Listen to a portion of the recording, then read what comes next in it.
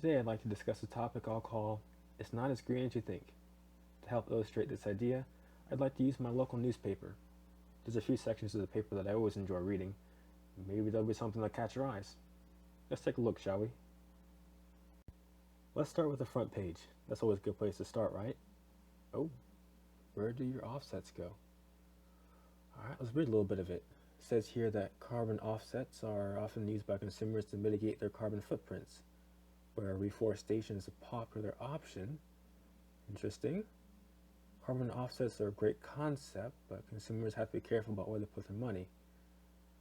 Reforestation efforts often plant trees that are more immature than the ones that are being cut down and the ones that are supposed to replace, so they'll absorb less carbon dioxide. Okay.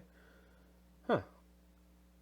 In essence, reforestation and funding future technology will only take full effect in the future while our carbon emissions exist right now. I guess we as consumers will just have to do our best to reduce our emissions and use the offsets that we feel will make an impact sooner rather than later. Oh, that's good. That's good. Good first start. Let's move on to another section. Another great section, the political comics. I know, politics can be a little spicy, but it's worth a look. Let's go check it out. Let's see here. Is that a priest on the left? It looks like the Democratic Republic of the Congo on the right, held by a pickaxe. Sometimes these things can take a little bit longer to grasp the full meaning of it, but I think I got this one. Did you know that lithium-ion batteries in electric and hybrid vehicles can use up to 2 kilograms of cobalt? The DRC is one of the largest producers of cobalt, producing somewhere around 60% of the world's supply. Staggering. The thing is, small mining operations are carried out by people who dig shallow tunnels with hand tools. It's grueling work that involves exposure to cobalt, mercury, and in some rare cases, uranium ores. There's risks of cave-ins and collapses that can seriously harm or kill workers and cause something like sinkholes on the surface.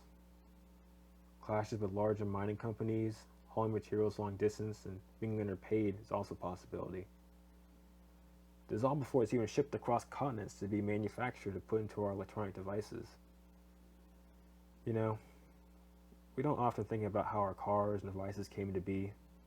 They often have a long story behind them. The moral here must be, we need to better understand what we're consuming and all that goes into it. As our consumption, what we buy, can have far-reaching effects. Alright, let's look at one last section. The best section, the comics. Let's go. Let's see here. There's an interesting one at the bottom.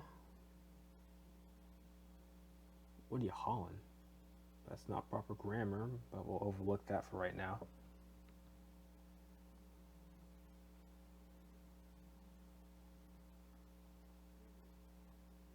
What's that? Another Prius? Okay.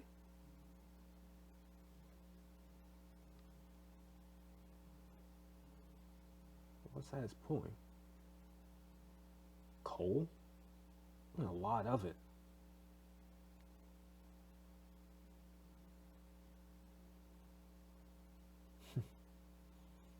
Okay. Well, that's an interesting comic.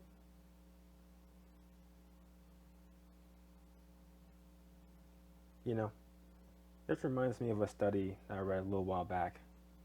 Electric cars are seen as the greenest cars on the road. We all know the tagline too, zero tailpipe emissions. It's true to an extent.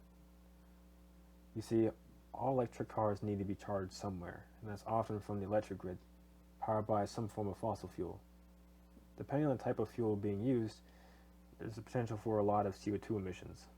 If a Prius was driven on battery power for, say, 200,000 miles over its lifespan, it could account for between 30,000 kilograms of CO2 if it's powered by natural gas, or worse, 50,000 kilograms if coal power plant was supplying the electricity.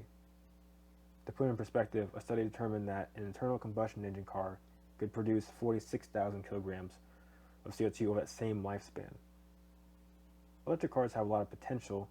If we really want to make it zero emissions, we have to find another source of power, preferably one that's renewable, clean, like wind or solar.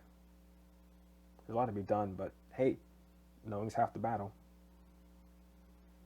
I hope you guys enjoyed that brief read through the paper as much as I did, and maybe you took something away from it. Thanks for joining me on this journey, and remember to recycle that newspaper when you're done with it. Thanks again.